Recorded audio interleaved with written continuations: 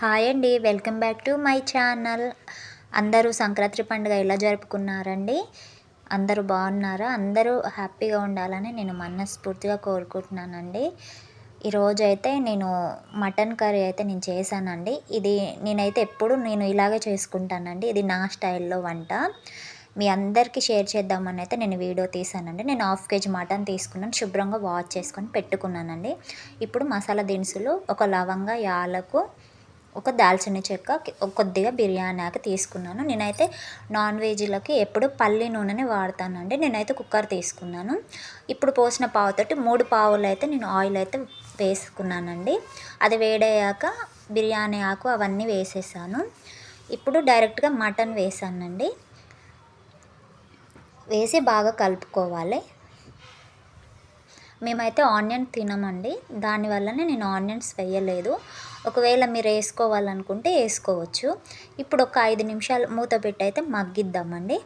5 నిమిషాల తర్వాత చూద్దాం ఒకసారి. దాంట్లో వాటర్ క్వాంటిటీ అనేది ఎక్కువగా ఉందండి. ఆ వాటర్ క్వాంటిటీ అనేది మొత్తం తగ్గిపోవాలి.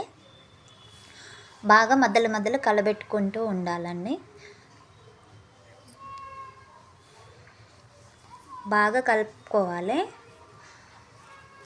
నేనైతే ఎప్పుడూ ఇలాగే చేస్తానండి, సింపుల్ వేలో చేసుకుంటాను నేను. ఇప్పుడు మూత పెట్టి మరలా మగ్గించుకుందామండి. ఇప్పుడు ఒకసారి మూత తీసి చూద్దాము. ఇప్పుడు ఆయిల్ అనేది మనకు బయటికి తేలిందండి. ఇది ఒక గుర్తు. మనకు నాన్ వెజ్ కూడా మంచి రెడ్ కలరు, గోల్డెన్ కలర్ వచ్చేస్తుందండి. ఇప్పుడు దాంట్లో కొద్దిగా పసుపు, కొద్దిగా అల్లం వెల్లుల్లి పేస్ట్ అయితే వేసుకుందాము. ఇదైతే ఆయిల్ నీళ్ళు మొత్తం ఇంకిపోయి ఆయిల్ ఒకటి బయటికి తేలాలన్నమాట. ఏ నాన్ వెజ్ అయినా కూడా ఇదొక గుర్తు అన్నమాట అండి. ఇది ఒక చిన్న టిప్పు. ఇప్పుడు అందులో ఉన్న వాటర్ మొత్తం ఇంకిపోయి మనకు నూనె అనేది పైకి తేలింది. ఇప్పుడు అది పసుపు, అల్లం వెల్లుల్లి పేస్ట్ గోలనిద్దామండి ఒక 5 నిమిషాలు. 5 నిమిషాల తర్వాత చూసుకుందాం. ఇప్పుడు దాంట్లో మనం కారం అనేది వేసుకుందామండి.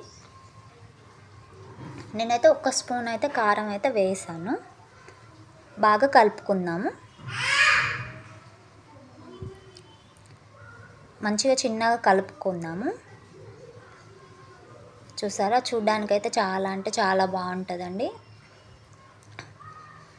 బాగా కలిపిన తర్వాత ఒక 5 నిమిషాలు అయితే అలా మూత పెట్టి 5 నిమిషాలు మగ్గించాలండి. ఎందుకంటే కారం అనేది ముక్కలకు కొద్దిగా పట్టి కొద్దిగా ఫ్రై అవుతుంది అన్నమాట. ఒక 5 నిమిషాలు మూత పెట్టి అయితే మనం మగ్గించుకుందాం. 5 నిమిషాల తర్వాత చూద్దామండి. ఇప్పుడు ఇందులో వాటర్ అయితే పోసుకుందాము. వాటర్ కూడా ఎలా పోసుకోవాలి అంటే ముక్కలకి కొద్దిగా పైకి రావాలి. ఎక్కువగా పోసుకుంటే సాంబార్ అయిపోతుంది. కుక్కర్లో వాటర్ అనేది గుంజదండి. బయట గిన్నెలో అయితే మనం పెట్టుకోవచ్చు, కానీ కుక్కర్ అయితే వాటర్ అస్సలు గుంజను. ఎన్ని ఉన్నాలో అంతే ఉంటుంది. కాబట్టి నేను ముక్కల వరకే కొద్దిగా పైకి పోసుకుంటాను.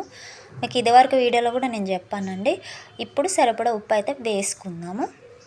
వేసుకొని బాగా మంచిగా కలబెట్టుకుందాము.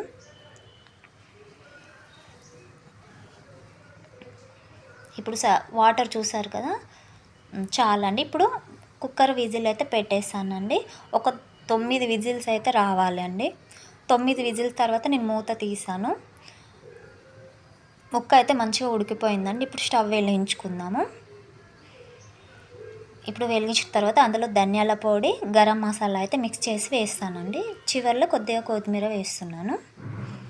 బాగా కలుపుకుందాము. విజిల్స్ అయితే ఒక 9 అయితే పెట్టుకోవాలండి. 1/2 కేజీకి అయితే నేను అంతే పెడతాను.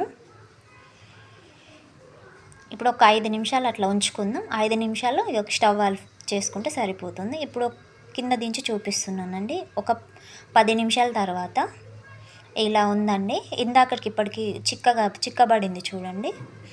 ఇదైతే సరిపోతుందండి. నా వంట మీకు నచ్చిందని అనుకుంటున్నాను. థ్యాంక్ యూ ఫర్ వాచింగ్ అండి.